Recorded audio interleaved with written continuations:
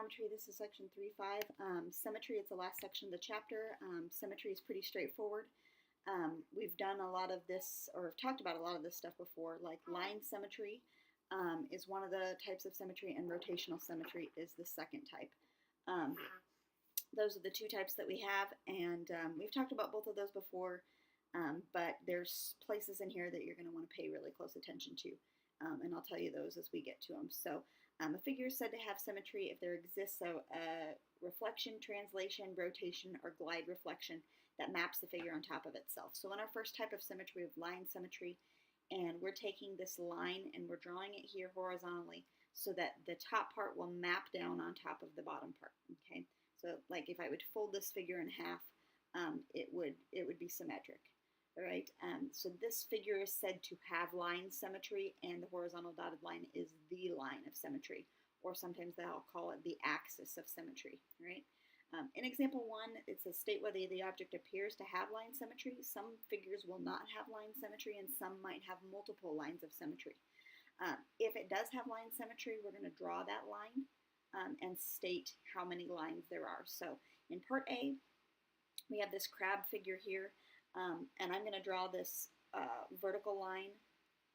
This crab looks symmetric on both sides of that line. Like if I would fold this crab in half, he should be symmetric on both sides, kind of like a human being is. You know, we're not completely the same from one side to the other, but for the most part, we should be pretty symmetric. So this does have line symmetry, and there is one line of symmetry here. Okay. Part B is one of those ones that has multiple lines of symmetry. If I would take and draw a line, that's not a very straight line, draw a line here and fold him across, he would be completely symmetric about that line. So there's at least one line, but if I rotate, or if I turn my page, you can kind of see it a little bit easier this way. I have a line there that I could draw and fold him across, and he would be symmetric there. Also, if I draw a line here, he would be symmetric. If I would draw a line here, he would be symmetric, and if I would draw a line here, he would be symmetric, okay? Since there's 5 points to my starfish, there are 5 lines of symmetry. So yes, this guy has line symmetry, and there are 5 lines of symmetry, okay? In part C, that must be like a shellfish or something, I don't know, but he's not completely the same on the left and the right. It's kind of like an abnormal looking shellfish, I guess, or whatever. Maybe that's what they all look like, I don't know. So if I would draw a line here, he doesn't completely map on top of himself, so no, that does not have line symmetry, right? Rotational symmetry is if you are able to rotate an object and it maps on top of himself, like this square. If I would rotate him about this point, he would have places where he would look exactly the same as what the original looked like, okay, and that's said to have rotational symmetry. The point that I'm rotating him around, like the center of your merry-go-round, really, kind of, is called the center of symmetry, or the point of symmetry is what it's also called. So one thing to note is that when you're rotating this figure, you're always rotating him counterclockwise. It won't tell you that. But kind of like what we talked about before, if they don't tell you what direction you're rotating in counterclockwise, okay? So this is the part that you're going to want to pay attention to, because this is something that we haven't really talked about before. The number of times a figure is able to map on top of itself is called the order. So I'm going to write that down here so that we can remember. Order is the number of times that an object maps on top of himself, okay? And then the magnitude of symmetry is how big the angle has to be. Like up here, I had to rotate him 90 degrees. How far do I have to rotate an object in order for it to map on top of itself? That's what the magnitude is, okay? And there is actually a formula for finding magnitude, and I'll tell you what that is here in just a second, okay? So let's look at figure A, and it's a state where the figure has rotational symmetry. Some of these will not, all right? Write yes or no. If so, copy the figure, locate the center of symmetry, and state the order and magnitude of symmetry. Okay. So part A, I'm gonna designate the center as the center of the object. Okay, and we're gonna take and we're gonna kind of rotate it around that figure here. Okay. Some of you guys are able to see this visually in your head, but for those of you who can't see this very well, I printed out a second copy of this figure, and we're going to rotate that second figure and see if he maps on top of himself. So I put a little note at the top there to show that that's the top, so we don't do too many rotations.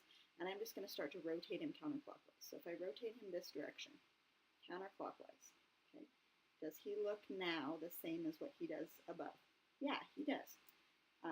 So I rotated him like one little tiny rotation, and he maps on top of himself. Let's see how many times I can do that. So I rotate him again. There, he maps on top of himself again. He looks the same as what the original did. So that's a second time. Here, if I go again, there he looks exactly the same as what he did before. So that's a third time. I'm going to rotate him again.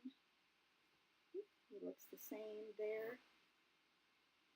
I'm trying to do this while holding a child in the other hand, so I apologize. I need one hand right now. There he looks the same, so that's a fourth time.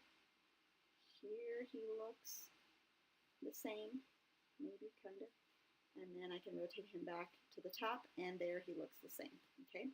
So that's 6 different rotations that will give me the same object as what I started with originally. So yes, this guy does have rotational symmetry, and the things that we need to decide now, it says if so, locate the center of symmetry. We did that. State the order. Now, the order was the number of times I could rotate him around, and I just took a tally of that. The order was 6, okay? And then they want us to find the magnitude, and the magnitude is how many degrees did I have to rotate him? So starting with this figure, here was my first time he matched up and he looked exactly the same. How many degrees was that? How many degrees did I have to rotate him around in order to get a figure that looks like the original? The formula for magnitude is 360 degrees divided by whatever your order number is. Okay, 360 degrees is one full rotation. So if he maps back onto himself 6 different times within that 360 degrees, in order to get one of those times, I just take 360 divided by the order number. So 360 divided by 6 is 60 degrees. So going from here to here, that's just a rotation of 60 degrees, okay? So magnitude is 60, order is 6. Yes, he has rotational symmetry, right? On to B, part B. I have this right triangle here. And if I start to rotate him counterclockwise, he doesn't seem to match up yet. Some of you guys can see this in your head, rotating him around. Okay, I'm going to stop here. Nope, he still doesn't look the same. I rotate him completely around. Now I'm back to the beginning, and I never did hit a spot where he looked exactly the same. So this one does not have rotational symmetry, okay? And we don't have to do the order and the magnitude or anything like that for things that don't have rotational symmetry, right?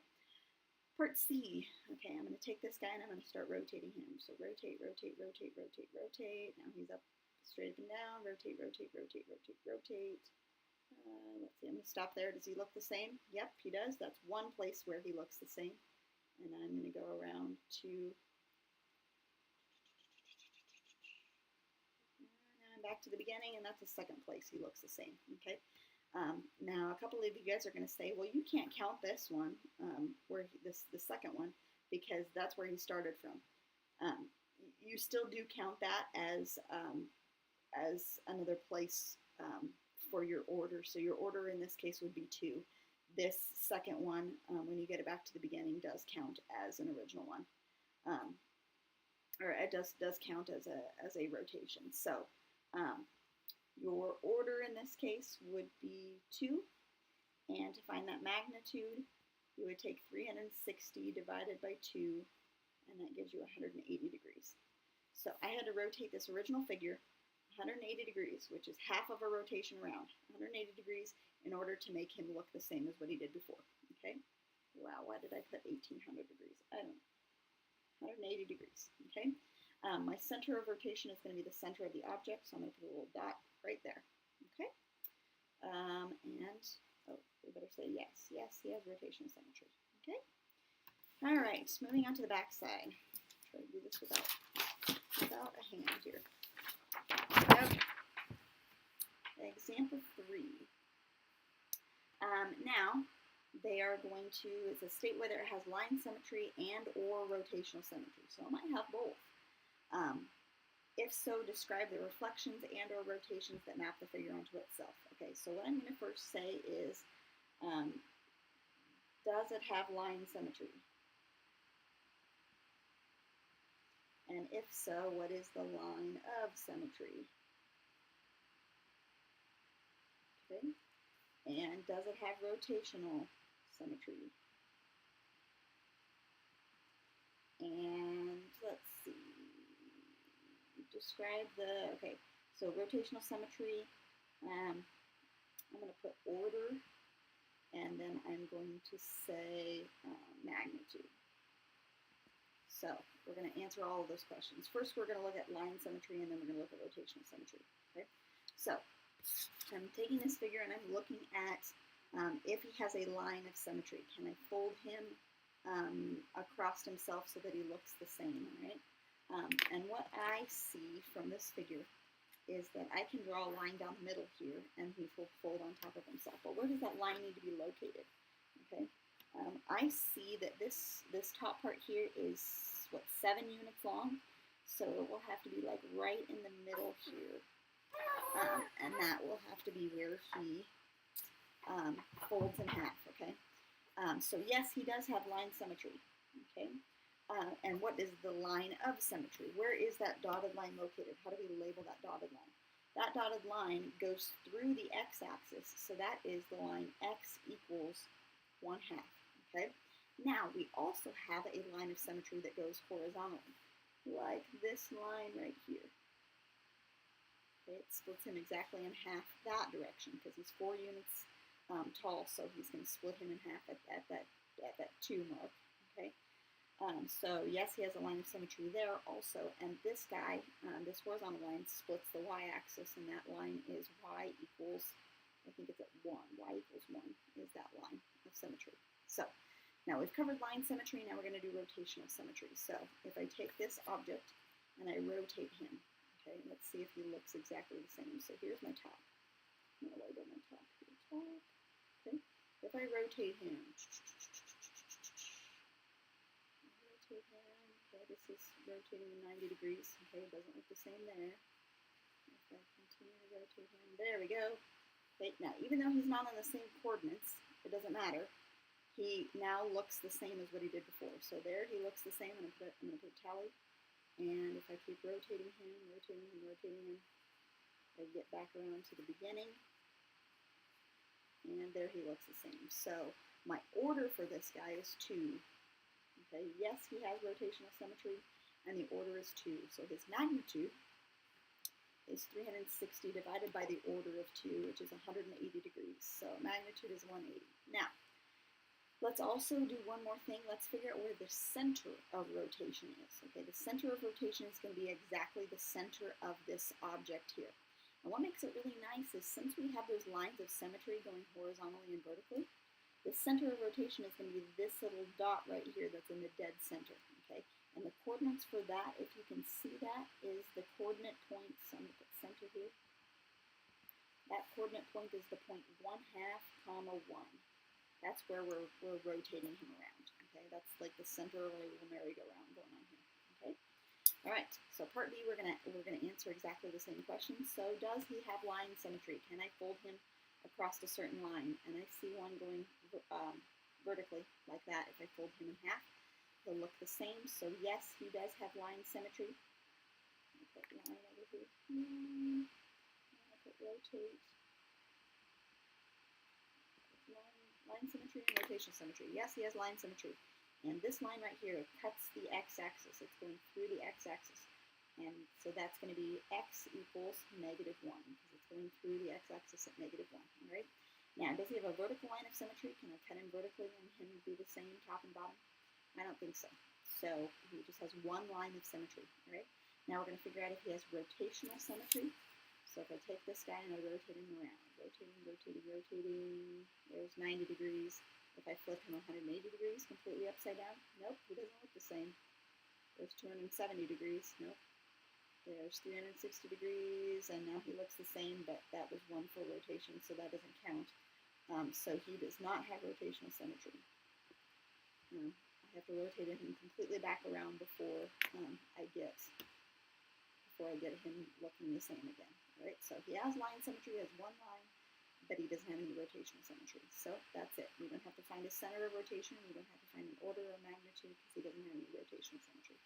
Right, and that is all that I have for that section. Now you're getting ready to take a test over this section. So if you have not already done so, I would suggest that you print off this sheet that I've attached to, I think I attached it to section 3.4 notes.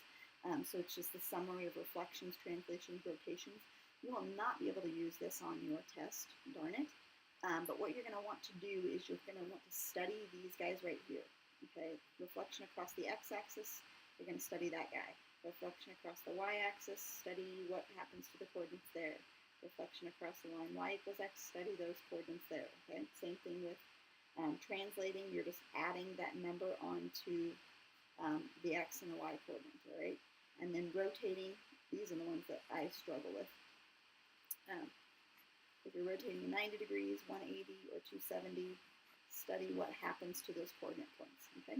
Or, you know what, if you forget these guys, you can just graph them and figure out what the coordinates will look like after you rotate or reflect or do something. But these, knowing what these guys are going to help you out pretty significantly. It's kind of like taking a shortcut. So make sure you study those. All right? That's all I have for you.